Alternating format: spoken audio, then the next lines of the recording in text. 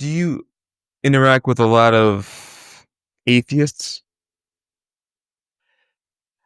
Generally, they don't come to me for for advice, but every now and then, yeah, people who are not really atheists, but they think they are. Really? You come across that a lot? Oh, yeah. This guy who says to me, "Oh, I'm an atheist. I don't believe in God. I don't believe that he exists. I don't believe he ever was. I don't." I said, "Excuse me, but what's God?" He says, "I don't know." I said, "So what don't you believe?" Well, I'd be curious to hear what you define God as. Well, one thing is for sure, if you don't know what God is, then you can't say you don't believe it. Most people, when they say I'm an atheist, they mean I don't know what I'm talking about. They don't know. So if you don't know, of course, you don't believe. So if you don't believe, you think you're an atheist. No, that doesn't work that way. To be an atheist, you have to study a lot and then say, no, I don't believe it. But if you've never studied, you can't even be an atheist. You just don't know enough. Do you think there are any good arguments for atheism? None at all. There's a good excuse.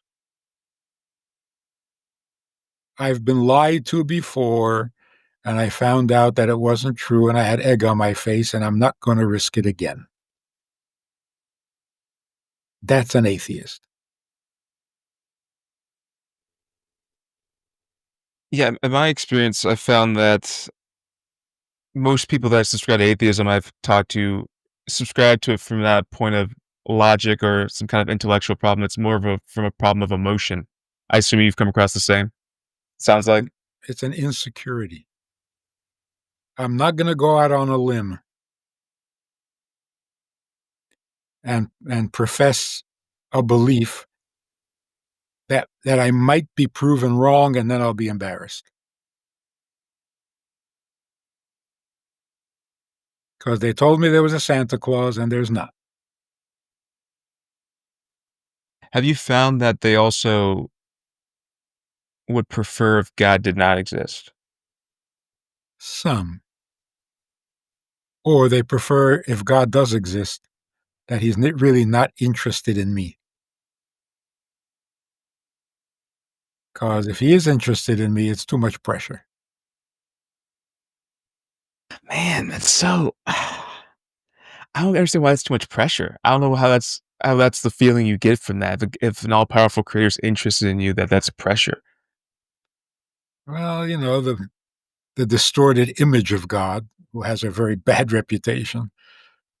If he's interested in me, he's going to punish me, guaranteed. So who needs that? Yeah, because I imagine they try to do they often bring up the times in the Bible where God was punishing the Israelites? Oh, yeah, even if they didn't read the Bible, all they know about God is that he punishes you. Bad reputation.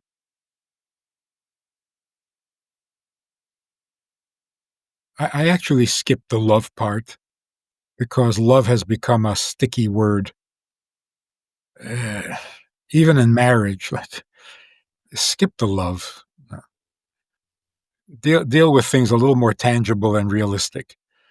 Love is elusive. You know what I mean? I love you. I don't love you. Anyway, here's the thing. The definition of God is the original being from which all else derives. Now, who doesn't believe that?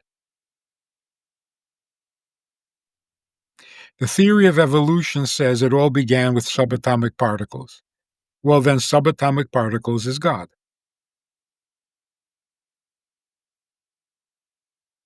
So everybody believes in God. They just don't like the God of the Bible.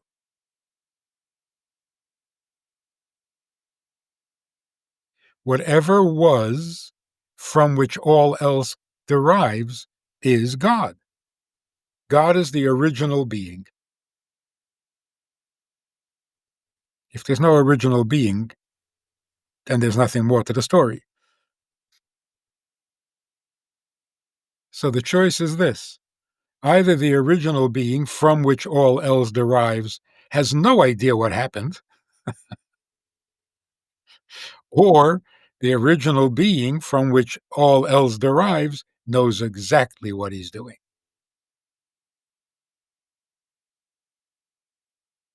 We prefer the God who knows what he's doing.